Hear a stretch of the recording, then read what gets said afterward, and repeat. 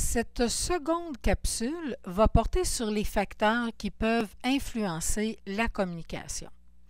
Donc, un premier facteur, ben, c'est l'émetteur lui-même. Alors, l'émetteur, ça va dépendre avec quelle intention il a de passer son message. Est-ce qu'il veut faire une farce? Est-ce qu'il veut rigoler? Est-ce qu'au contraire, il veut dénoncer quelque chose, simplement nous informer? Donc, l'intention qu'il a va venir colorer, dans le fond, la façon qu'il aura de transmettre son message. Son rôle aussi, si par rapport à moi, c'est mon supérieur ou si c'est un collègue de travail, l'information ne sera pas donnée de la même façon. L'attitude que je vais avoir envers l'émetteur et le récepteur va venir aussi jouer sur la façon dont je vais moi recevoir le message et son attitude envers moi qui est le récepteur va aussi colorer ma façon de recevoir le message.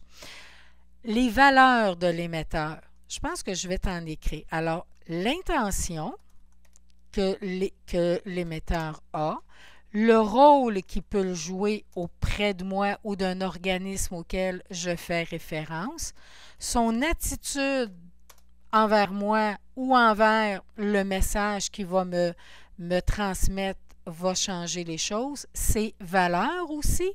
Alors, supposons que j'ai quelqu'un qui est très catholique, qui est très croyant et qui a à me parler d'avortement, ça va drôlement colorer sa façon de me parler de l'avortement.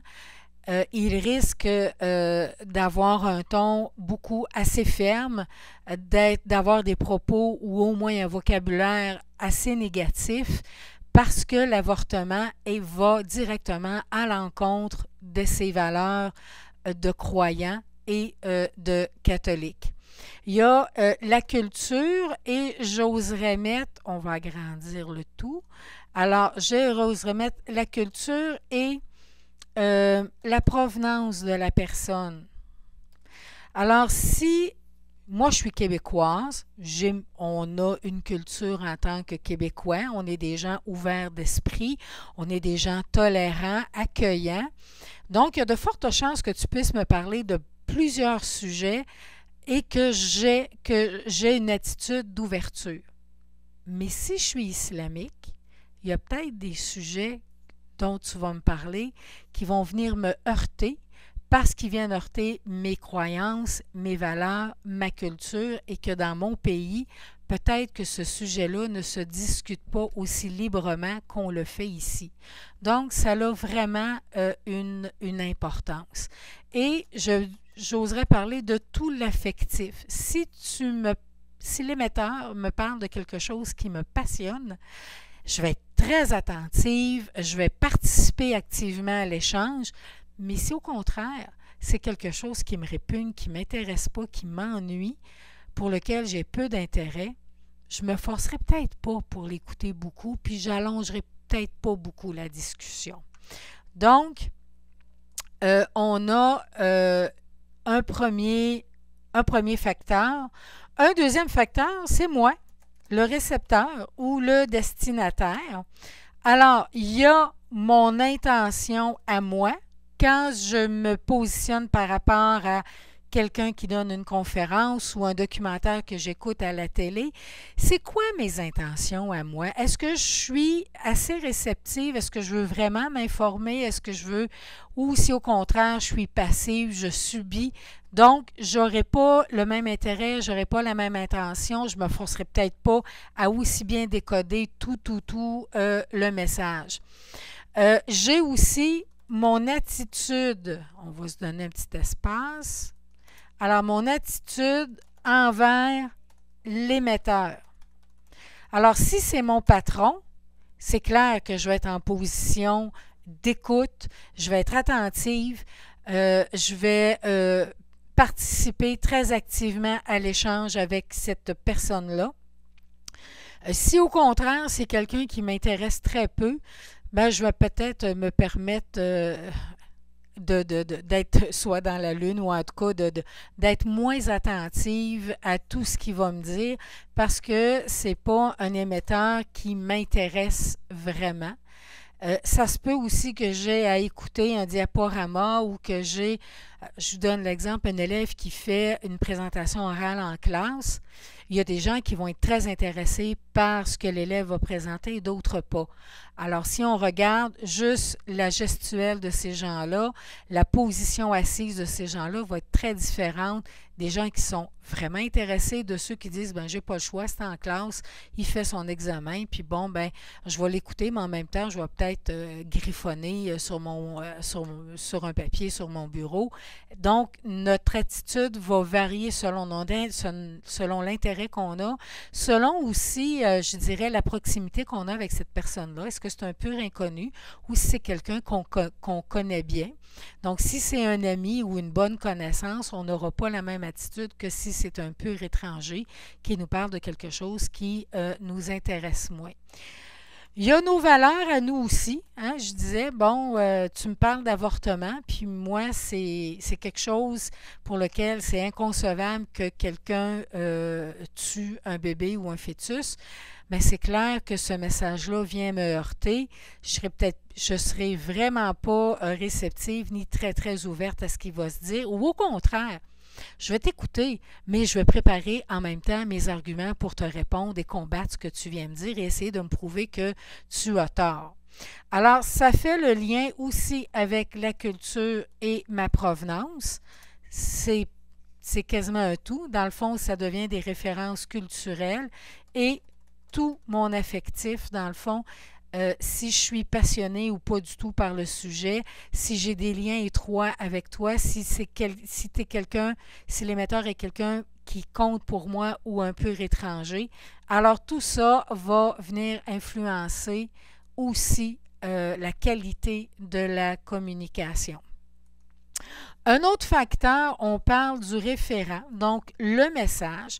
Est-ce que ce message-là va s'adresser à une, excuse-moi, est-ce qu'il va s'adresser à une personne ou un groupe de personnes? Donc, on pourrait dire que c'est presque un message privé ou au contraire, est-ce que ça s'adresse à la population? Et là, on aurait un message public. Est-ce que le sujet dont on parle, est-ce que c'est quelque chose qui est qui est lourd, qui est compliqué? Donc, est-ce que si c'est compliqué, peut-être que je n'ai pas les savoirs ni le vocabulaire pour bien comprendre ce dont il est question. Donc, ça va altérer ma compréhension du message. Ça peut être lourd aussi parce que c'est quelque chose de controversé dans la population. Exemple, les gaz de schiste, c'est compliqué, c'est très technique, c'est controversé dans la population parce que les gens sont plus ou moins pour ça à cause de l'impact environnemental. Donc, c'est loin d'être évident. Et contrairement à ça, je pourrais avoir quelque chose de léger. Par exemple, je t'annonce un spectacle sur les plaines d'Abraham. Donc, c'est plus agréable, c'est facile à comprendre. Un autre facteur, ce serait le langage. Alors, le langage, est-ce que, ici, on va parler de niveau de langue. Alors, si la personne qui me parle, exemple, me parle des gaz de schiste, est un spécialiste, moi, j'ai lu quelques articles dans les journaux et sur le web. Je ne possède pas le vocabulaire technique. Alors, si l'émetteur ne se met pas à mon niveau, il n'y aura pas un très bon décodage de ma part du message. Donc, c'est vraiment important que le niveau de langue, que les mots utilisés soient au niveau de la personne qui reçoit le message. Sinon, il y aura peu ou pas de communication entre les autres. Il y a aussi je dirais, est-ce que le message, il est clair? Est-ce que c'est clair? C'est précis? À ce moment-là, on va parler de message explicite. Je n'ai pas à décoder, on me dit tout. Alors, j'ai les gaz de schiste, il va y avoir des prélèvements, on va tester tel jour, un rapport va être remis à telle date, et suite au rapport, il y aura une décision de on va exploiter ou on n'exploite pas. Ou si au contraire, je dois décoder, je dois décoder, je dois, j'ai de la misère avec mes virgules, lire entre les lignes. Je dois poser des questions pour m'assurer de la bonne compréhension. Et là, je suis en implicite. Ça veut dire que l'émetteur ne me donnera pas tous les détails, va passer assez rapidement, ce qui fait que moi, si je veux bien comprendre, je vais devoir poser probablement beaucoup de questions. Je vais devoir demander à mon émetteur si j'ai bien compris ce que vous voulez dire, c'est ça. Donc, venir valider l'information, venir valider ma façon à moi de décoder. Donc, ça devient un peu lourd comme conversation à ce moment-là. Donc, l'explicite est pas mal mieux. Finalement, on a parlé du langage tout à l'heure.